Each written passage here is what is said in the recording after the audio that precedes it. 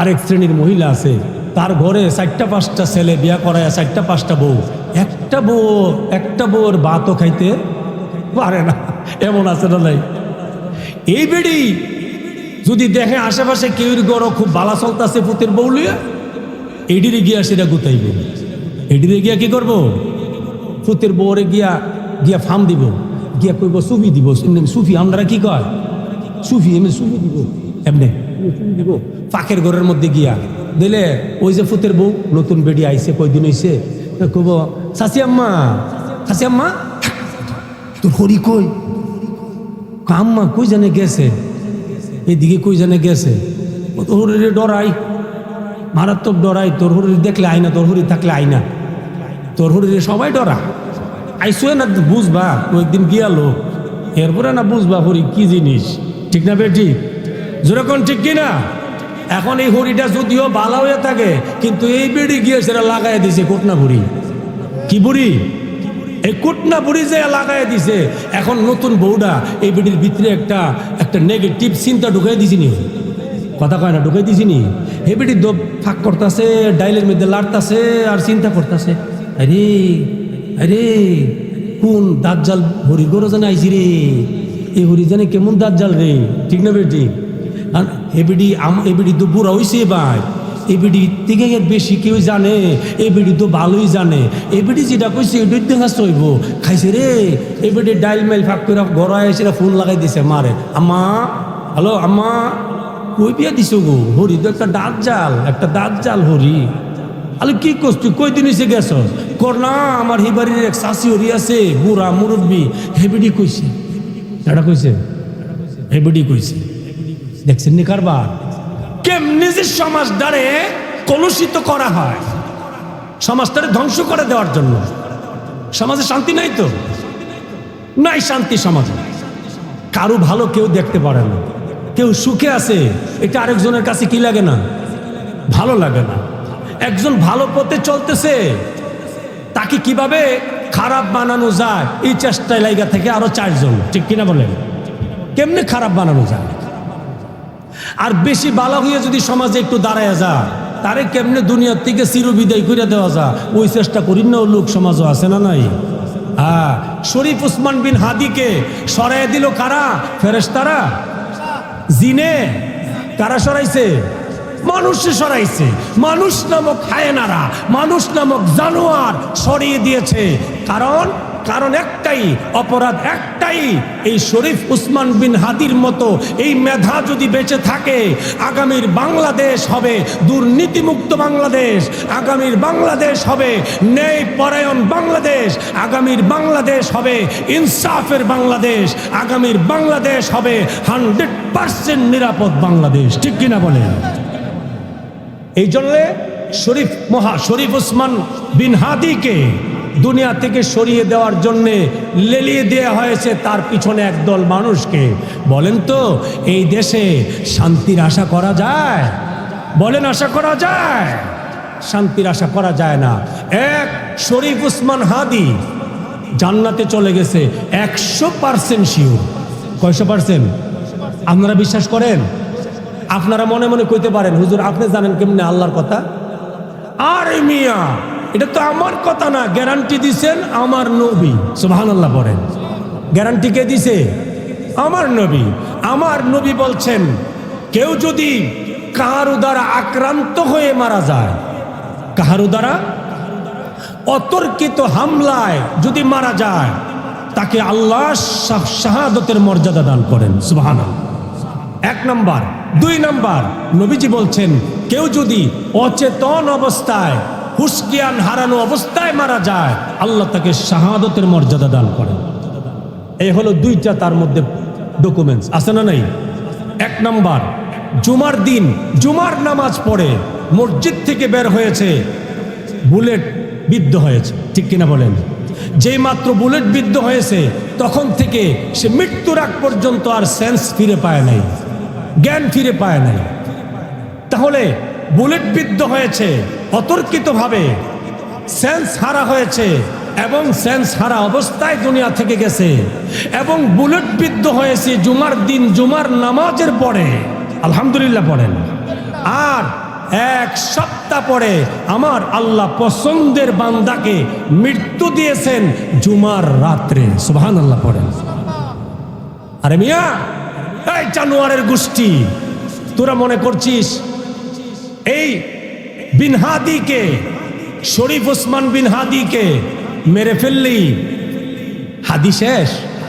কথা বলে না হাদি শেষ? বরংস এক হাদিকে সরাইয়া দেওয়ার চেষ্টা করলে লক্ষ হাদির জন্ম হয়ে যায়। ঠিক কিনা বলে? লক্ষ হাদির জন্ম হয়ে যায়। সেই শরীফ ওসমান বিন হাদি জুমার নামাজ পড়ে গুলিবিদ্ধ হয়েছেন। গুলিবিদ্ধ হয়েছেন অতর্কিতভাবে, সেন্সলেস অবস্থায় জুমার রাতে ইন্তেকাল করেছেন। অবশ্যই কোনো সন্দেহ নাই, আমার নবীর কথায় শরীফ উসমান বিন হাদি আল্লাহর জান্নাতে চলে গেছেন। ঠিক কিনা বলেন? কিন্তু যারা আক্রমণ করলো, যারা ভালো মানুষকে সহ্য করতে পারলো না, তাদেরকে দেখবেন কে? আরো জোরে বলেন। অত্যাচার করে, অবিচার করে, নির্যাতন করে, নিপীড়ন করে, জুলুম করে। কেউ শান্তিতে থাকতে পারে নাই অতীতে, বর্তমানেও পারছে না, কিয়ামত পর্যন্ত পারবে না, পারবে না। ঠিক কিনা বলেন? পারবে না। আল্লাহ ধরেন না, কিন্তু ধরলে, বলেন ধরলে, ইন্না বাতশা রাব্বিকা লাশাদীদ, আল্লাহর ধরা বড় কঠিন। কঠিন ধরা। ধরে ফেললে, আল্লাহ যখন ধরে ফেলেন সাজানো বাগান তছনছ হয়ে যায়। ঠিক কিনা বলেন? আল্লাহ যখন ধরে ফেলেন, আল্লাহ যখন ধরে ফেলেন পাক করা রেডি খাবারও খাওয়ার সুযোগ দেন না। ঠিক কিনা বলেন? দেন না আল্লাহ যখন ধরে ফেলেন। যারা শরীফ উসমান বিন হাদির উপরে হামলা করেছে, তাকে যারা দুনিয়া থেকে বিদায় করে দিয়েছে, খুব তাড়াতাড়ি, খুব শিগগির আমি আজকে আপনাদের সামনে বলে যাচ্ছি। এখানে মনে রাখবেন, প্রয়োজনে বাসায় গিয়ে লিখে রাখবেন, যারা তার উপর হামলা করেছে, তারা যারা তাকে হত্যা করেছে, এবং তাদেরকে যারা ইন্ধন জুগিয়েছে, এবং তাদেরকে যারা পরামর্শ দিয়েছে, প্রত্যেকটাকে খুব দ্রুত, খুব তাড়াতাড়ি আমার আল্লাহ ধরে ধ্বংস করে দিবেন। জোরে বলেন আমিন। আরো জোরে বলেন আমিন। খুব তাড়াতাড়ি ধরা খেয়ে যাবে, খুব তাড়াতাড়ি ধ্বংসলীলা আসবে, ধ্বংসলীলা আসবে। ইঁদুরের গর্ত খুঁজে পাবে না পালাবার জন্যে। ঠিক কিনা বলেন? কারণ মানুষ, বাংলাদেশের মানুষ এখন মোটামুটি বুঝতে শুরু করেছে। ঠিক কিনা বলেন? নিজের অধিকার বুঝতে শুরু করেছে, ন্যায় অন্যায় বুঝতে শুরু করেছে, নিজের অধিকার বুঝতে শুরু করেছে, ইনসাফ বুঝতে শুরু করেছে। অতএব এই জাতিকে আর দমায় রাখা, বলেন দমায় রাখা যাবে না। প্রতিটা ঘরে ঘরে, প্রতিটা ঘরে ঘরে কোটি কোটি বিন হাদি আল্লাহ তৈরি করে দেন। সকলে পড়ি আমিন। আমার দেশের, আমার এই বাংলাদেশের প্রত্যেকটা কলিজার টুকরা যুবককে, প্রত্যেকটা স্টুডেন্টকে, প্রত্যেকটা ছাত্রকে আল্লাহ এক একটা বিন হাদি বানিয়ে দেন। জোরে বলেন আমিন। আরো জোরে বলেন আমিন। বন্ধুরা আমার, সমাজ একদম কলুষিত হয়ে গেছে। আমাদের সমাজ একবারে কলুষিত। সমাজে পরকাল, মৃত্যু, আল্লাহ, রসুল, এইসব বিষয়ে কোনো চিন্তা আমাদের মাথায় নাই। যারাই করতে চায় আমরা তাদেরকেই নিভাইয়া দেওয়ার চেষ্টা করি। ঠিক কিনা বলেন? কিন্তু নিভাইয়া দেওয়া যাবে না। এটা নিভাইয়া দেওয়ার জিনিস না। এটাকে জ্বালিয়ে রাখছেন কে? বলেন কে? ইউরিদুনা লিইউতফিউ নূরাল্লাহি, ইউরিদুনা লিইউতফিউ নূরাল্লাহি বিআফওয়াহিহিম। আল্লাহ বলেন, আমি আল্লাহ যে বাতি জ্বালিয়ে দিয়েছি, এই বাতিকে কেউ ফু দিয়ে নিভিয়ে দিতে পারবে না। ঠিক কিনা বলেন? এই বাতির নাম ইসলাম। এই বাতির নাম কি? ইন্নাদ-দীনা ইনদাল্লাহিল ইসলাম। আল্লাহ বলেন, দুনিয়াবাসী আমি আল্লাহর কাছে একমাত্র শুধুমাত্র কেবলমাত্র মনোনীত ধর্মের নাম ইসলাম। মনোনীত ধর্মের নাম কি? ইসলাম। এই ইসলামের সুশীতল ছায়ার নিচে যারা আশ্রয় গ্রহণ করবে আল্লাহ পাক তাদেরকে দুনিয়া এবং আখিরাত দামি করে দিবেন। সুবহানাল্লাহ পড়েন, জোরে পড়েন সুবহানাল্লাহ। বন্ধুরা আমার, আসেন আমরা সে আল্লাহর প্রশংসা করি যে আল্লাহ আমাদেরকে শ্রেষ্ঠ নবীর উম্মত হিসাবে কবুল করেছেন, শ্রেষ্ঠ ধর্ম ইসলাম দান করেছেন, শ্রেষ্ঠ জাতি মানুষ বানিয়েছেন। সকলে পড়ি আলহামদুলিল্লাহ, জোরে পড়েন আলহামদুলিল্লাহ। আচ্ছা, আপনারা কি মুসলমান হওয়াতে, শ্রেষ্ঠ জাতি হওয়াতে, শ্রেষ্ঠ নবীর উম্মত হওয়াতে, শ্রেষ্ঠ ধর্ম ইসলাম পাওয়াতে খুশি না? সবাই খুশি? তো সবাই খুশি হলে আলহামদুলিল্লাহর আওয়াজে মনে হয়েছে সবাই খুশি না। বলেন আলহামদুলিল্লাহ, মাশাআল্লাহ। বন্ধুরা আমার, আমি কোরআনে কারিম থেকে যে আয়াতে কারিমা তেলাওয়াত করেছি সে আয়াতে কারিমার ভিতরে আল্লাহ বলেন, আচ্ছা এর আগে আপনাদের কাছে একটা প্রশ্ন, আমরা এখন হায়াতি জিন্দিগিতে আছি, ঠিক কিনা বলেন? যারা বেঁচে আছে তারা কিসে আছি? হায়াতি জিন্দিগিতে আছে। আচ্ছা, হায়াতের পরে একটা জিনিস আছে, এটার নাম কি? মাশাআল্লাহ, এটার নাম কি? মৌত। তাহলে আমাদের হায়াত একদিন শুরু হয়েছে, জীবন একদিন কি হয়েছে? শুরু হয়েছে। এখন শুরুতে রানিং অবস্থায় আছি, আবার একদিন কি হবে? বলেন একদিন কি হবে? শেষ হয়ে যাবে। ওই দিনের নাম মৃত্যু। ওই সময়টার ওই বস্তুটার নাম কি? মৃত্যু। হায়াত এবং মৃত্যু। হায়াতটা শুরু জীবনের প্রথম দিক দিয়া, শুরু দিয়া। জীবন শুরু, হায়াত শুরু। জীবন শুরু, হায়াত শুরু। আর জীবন শেষ, হায়াত শেষ। এর নাম মৃত্যু। এর নাম কি? মৃত্যু। এখানে যারা আছেন সবাইকে মরা লাগবে কি লাগবে না? আচ্ছা, এখানে কেউ আছেন একজন হাত উঠে আমার দেখাইতে পারবেন যে আমি মরবো না? মরতে হবে? মরতে হবে? তাহলে আসেন আমরা এর উপর একটু কথা শুনবো ইনশাআল্লাহ। আল্লাহ বলেন হায়াত একদিন, মৃত্যু একদিন। মৃত্যু না বেশি দিন? মরণ কি মানুষ এই মানে মাস 2-3 মাসে মরে এমন দেখছেন কেউ? তাহলে মৃত্যু কয়দিন? একদিন। হায়াত কয়দিন? জীবন কয়দিন? একদিনে শুরু। কয়দিনে? হায়াত শুরু একদিনে আর মৃত্যু একদিনে। মাঝখানে কিছুদিন। মাঝখানে কয়দিন?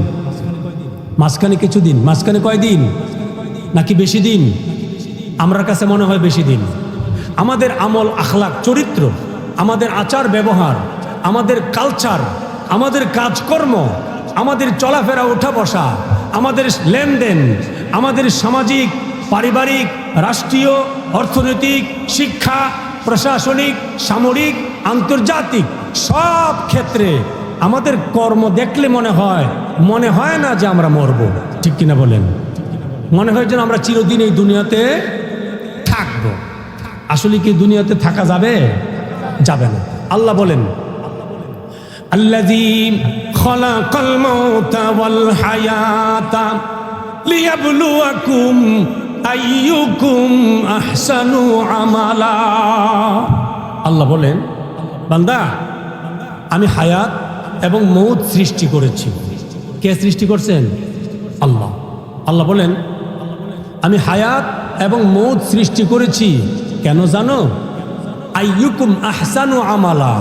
মাঝখানে যে সময়টা তোমাকে দিয়েছি এই সময়টার ভিতরে কে সবচাইতে বেশি সুন্দর আমল করে, সুন্দর কাজগুলি করে, এটা জাস্টিফাই করার জন্যে, এটা দেখার জন্যে, এটা বোঝার জন্যে আমি আল্লাহ মাঝখানে সময়টা দান করেছি। সুবহানাল্লাহ।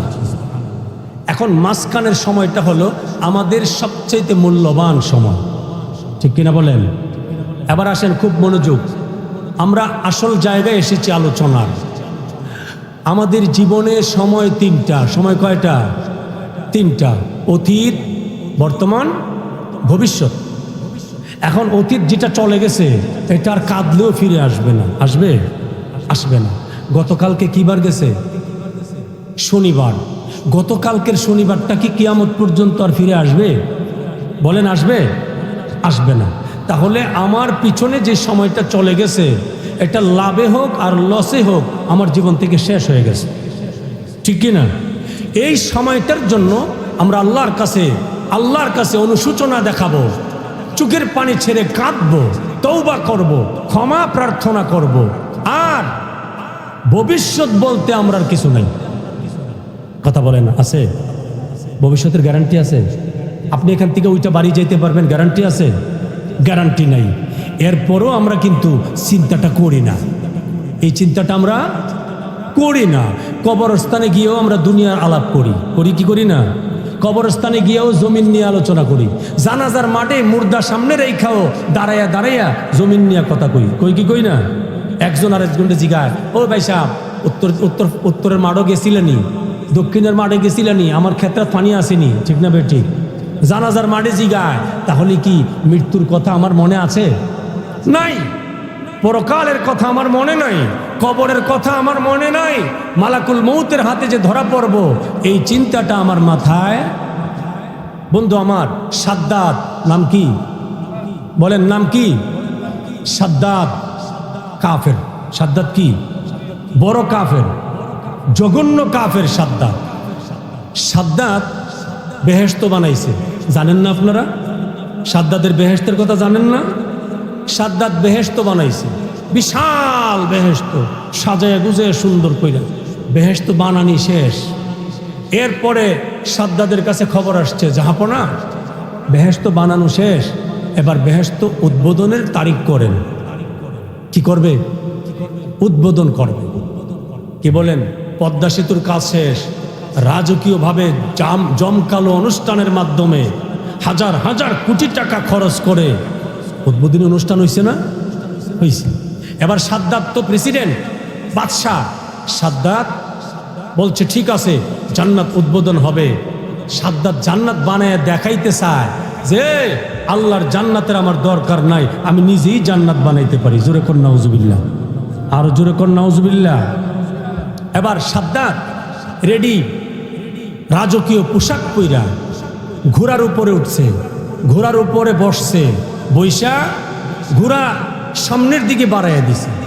যেই মাত্র রাজ দরবারের গেট থেকে বের হয়ে একটু সামনে গেছে, যাওয়ার পরে সাদ্দাতের ঘোড়ার সামনে একজন সাধারণ পোশাক পরা ভিক্ষুকের বেশে, ফকিরের বেশে, একজন মানুষের বেশে তার ঘোড়ার সামনে হাজির। সুবহানাল্লাহ।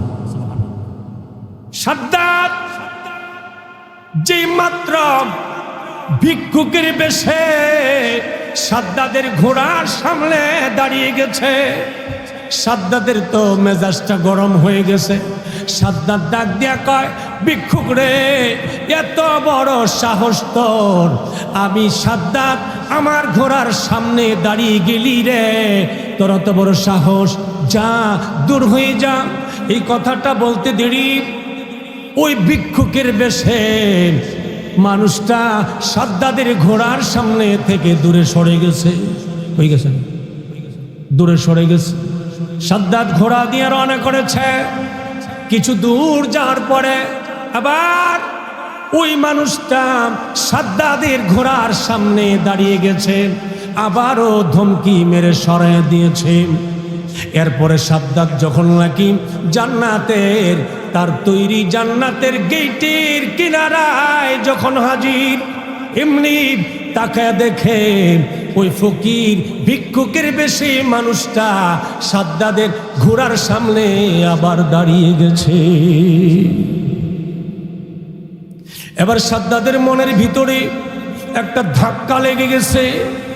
সাদ্দাত চিন্তা করতেছে, আমি আসলাম ঘোড়ায় চড়িয়া, আমি আসলাম ঘোড়া দৌড়াইয়া, আর এই মানুষটা পায়ে হাইটা কেমন করে আমার আগে আগে যা। এবার সাদ্দাতের ভিতরে একটু ডর আইছে, ভয় আইছে। নারীরা তো সাধারণ কোনো ভিক্ষুক হতে পারে না, এটা সাধারণ কোনো মানুষ হতে পারে না। এবার সাদ্দাদের সুর নরম করিয়া, সাদ্দাদ সুর নরম করিয়া ধমকি সুরে আর কথা বলে না। সাদ্দাদ ডাক দিয়া কয়, ভিক্ষুক রে, আমি ঘোড়া চড়ে দৌড়ে আসলাম, আমার আগে আগে কেমলি রইলি রে ভিক্ষুক। এবার আমি তোমার পরিচয় জানতে চাই, কোথায় তোমার বাড়ি, কোথায় তোমার ঘর? এবার ভিক্ষুক ডাক দিয়ে বলি, সাদ্দাত রে, ও সাদ্দাত, আমি দুনিয়ার কোনো ভিক্ষুক নয়, দুনিয়ার কোনো মানুষ নয় রে সাদ্দাত। সাদ্দাত রে, আমার নাম মালাকুল মউত আজরাইল। এবার সাদ্দাতের দুই চোখ থেকে পানির ফোঁটাগুলি গাল বেবে নিচে পড়ে গেছে। এবার মালাকুল মউত থেকে বলে, সাদ্দাত রে, কেলে তুমি কান্দো? সাদ্দাত দেখে বলে, আজরাইল, আজরাইল রে, আমি যদিও কাফের রে আজরাইল, কিন্তু আমি এটাও জানি, যেই দিন মালাকুল মউত এসে হাজির হয়ে যাবে, তামাম দুনিয়া মিলেও রাখতে পারবে না।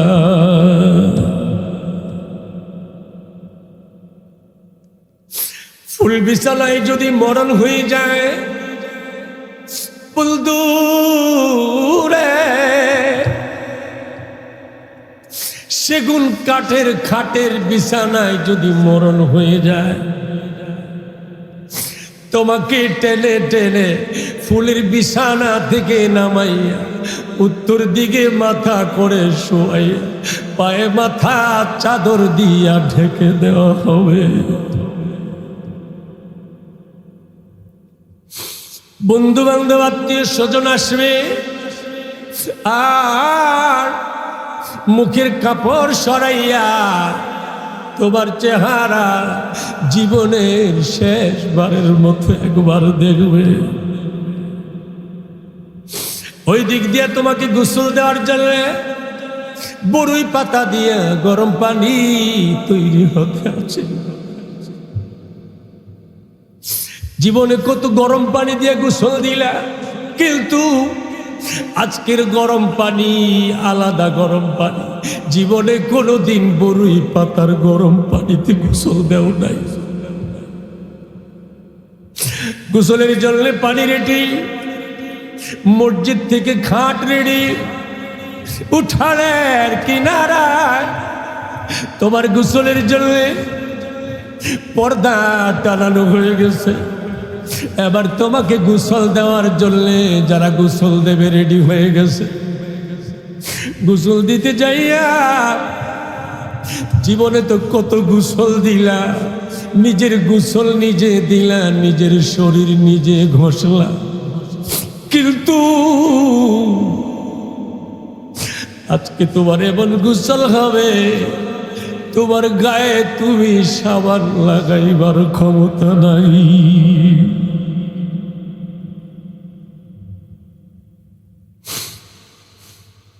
আজকে তোমাকে গোসল দেওয়ার জন্য রেডি সবাই। মুর্দার খাটে, গোসলের খাটে শোয়াইয়া তাই না গায়ের কাপড়গুলি খুলে ফেলা হয়েছে। গেঞ্জিটা খোলা যায় না, কেচি দিয়ে কচকচ করে কেটে ফেলা হয়েছে। না না, যে দুনিয়ার জন্য এত পাগল তুমি, এই দুনিয়ার কিছুই তোমার সঙ্গে দেওয়া হবে না।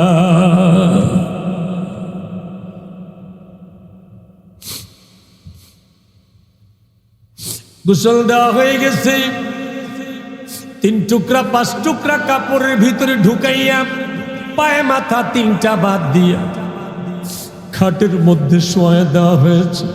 আল্লাহর কসম, সারাটা দিন তুমি উঠানের কিনারায় পড়ে থাকবে, এক মুহূর্তের জন্য তোমাকে কেউ ঘরে আর নিবে না।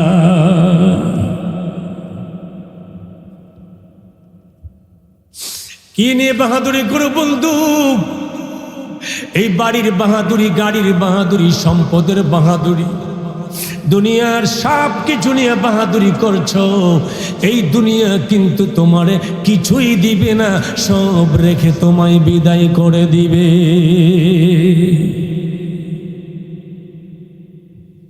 এবার সাদ্দাত জেগে বলি, মালাকুল মউত রে, আমি যদিও কাফের এটা আমি জানি রে, আজরাইল যেদিন চলে আসবে তামাম দুনিয়া মিলেও আর রাখতে পারবে না।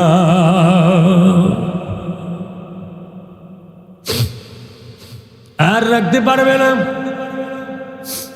সাদ্দাত ডাক দিয়া বলে, আজরাইল আমার একটা আবদার রাখবে কিনা? আজরাইল বলে, কি আবদার? সাদ্দাত বলে, আজরাইল রে, আমি বড় শখ কইরা জান্নাতটা বানাইছি। বড় শখ কই বলেন, বড় শখ করে জান্নাত বানাইছি। আমাদের দেশে এমন ঘটনা হয়, আমাদের সমাজে ছেলেগুলি ইউরোপে থাকে, ছেলেরা ইউরোপে থাকে, লক্ষ লক্ষ টাকা মাসে মাসে পাঠায়, কোটি টাকার মালিক, বিশাল আকারের ডুপ্লেক্স বাড়ি তৈরি করার জন্যে প্ল্যান প্রোগ্রাম করিয়া মাল সামান আনছে। ডুপ্লেক্স বাড়ি বানানোর জন্যে মাটির নিচে বেস গাড়ছে, কলাম মাটির উপরে উঠেছে। এই বিল্ডিং রেডি হওয়ার আগে আগে ওই সন্তানগুলির বাবা দুনিয়া থেকে বিদায় হয়ে গেছে। এমন হয় কি হয় না? জোরে বলেন, হয় কি না? থাকার ক্ষমতা নাই। আজরাইল যখন চলে আসবে, ইজা জা আজালুহাম লা ইস্তাখিরুনা সাআতাও ওয়া লা ইস্তাকদিমুন। আল্লাহ বলেন, যখনই সমন জারি হয়ে যাবে, যখনই আজরাইল আসার সময় হয়ে যাবে, সামান্যতম সময়, এক মুহূর্ত সময়ের জন্য সামনে পিছনে ডানে বামে আগে পিছে হওয়ার কোনো সম্ভাবনা নাই। এই কথা বলার মতো কোনো ক্ষমতা নাই। আমার ছেলেরা বড় শখ করে, আজরাইল রে, বড় শখ করে আমার ছেলেরা বাড়িটা বানাইতেছে রে আজরাইল। আর 6টা মাস আমারে সময় দিয়া যায়, আমি যেন এই ডুপ্লেক্স বাড়ির বিছানায় একদিন ঘুমাইতে পারি। বলা যাবে? বলেন, বলা যাবে? বলা যাবে না। কিচ্ছু করার নাই। এমন হয় বাড়ির কাজ রেডি, বাড়ির কাজ সম্পন্ন, ঘরের কাজ সম্পন্ন, শুধুমাত্র ঘরে ঢুকবে, উদ্বোধন করবে, ঘরে ঢুকবে, এর আগেই মৃত্যুর পরোয়ানা এসে গেছে, ঘরের ভিতরে ঢুকারও ক্ষমতা নাই। ঢুকতে পারছে? পারে নাই, পারবে না। ক্ষমতা কার হাতে বলেন? জোরে বলেন, কার হাতে? আল্লাহর হাতে। ওই আল্লাহকেই সব জায়গায় প্রাধান্য দিতে হবে। এই যুবক, যুবক বলেন, বৃদ্ধ বলেন, শিক্ষিত বলেন, মূর্খ বলেন, আলেম বলেন, জাহেল বলেন, প্রধানমন্ত্রী বলেন, রাষ্ট্রপতি বলেন, এমপি, মন্ত্রী, ডিসি, এসপি, যাই বলেন না কেন, নেতা টেতা যাই বলেন, সকল কিছুর, সকল ক্ষমতার, সবার চাবিকাঠি কার হাতে? জোরে বলেন, কার হাতে? সকল ক্ষমতার চাবিকাঠি ওই আল্লাহর হাতে। যুবক রে, তুমি এই কথা মনে করো না যে আমার বয়স মাত্র 20, 22, 24, আমার বয়স তো আরো সামনে বাকি আছে। না যুবক, তোমার মতো 20, 22, 24 বয়সের কত যুবক মোটরসাইকেল টান দিয়া যাইয়া মেইন রোডে, হাইওয়েতে ওইটাই ট্রাকের চাকার নিচে পিষ্ট হয়ে গেছে। ঠিক কিনা বলেন? তোমার মতো কত যুবক রাতের বেলায় ঠান্ডা মাথায় শান্তিতে বিছানায় শুইছে, ঘুমাইছে, সকাল বেলায় মৃত লাশ বের করতে হয়েছে। ঠিক কিনা বলেন? অতএব তোমার সামনে সময় আছে, এই চিন্তা করার কোনো সুযোগ নাই। আর বৃদ্ধর সামনে সময় নাই, এই কথা বলারও ক্ষমতা কারো নাই। অতএব প্রত্যেকের জন্যে আমার নবীজি বলছেন, এ মানুষ, তুমি 24 ঘন্টা সময় তোমার প্রতিটা শ্বাস নিঃশ্বাস, প্রতিটা চোখের পলককে জীবনের শেষ পলক মনে করতে হবে। ঠিক কিনা বলেন? আজকের রাত্রটাও আমার আপনার জন্য জীবনের শেষ রাত হতে পারে। আজকের রাতটাও জীবনের শেষ রাত হতে পারে। কিচ্ছু করার নাই, চাবি তো একমাত্র কার হাতে? আল্লাহর হাতে। সেই আল্লাহ বলেন, আমি হায়াত এবং মৌতের মাঝখানে যে সময়টা দান করেছি শুধুমাত্র এটা দেখার জন্যে, এই সময়টার ভিতরে কোন মানুষটা, কোন পুরুষটা আজান হওয়ার পরে আমি আল্লাহকে ভালোবেসে, আমি আল্লাহকে ভয় করে, পরকালকে ভয় করে কোন পুরুষটা মসজিদে চলে গেছে। ঠিক কিনা বলেন? আমি আল্লাহ এটা দেখার জন্যে কোন মানুষটা তার সামনে কোটি টাকার অফার থাকার পরেও হালাল হারামের চিন্তা করে। ঠিক কিনা বলেন? হালাল হারামের কি করে? চিন্তা করে। আমাদের সমাজে কি হালাল হারামের চিন্তা আছে? টাকা হইলেই হইল। ঠিক কিনা বলেন?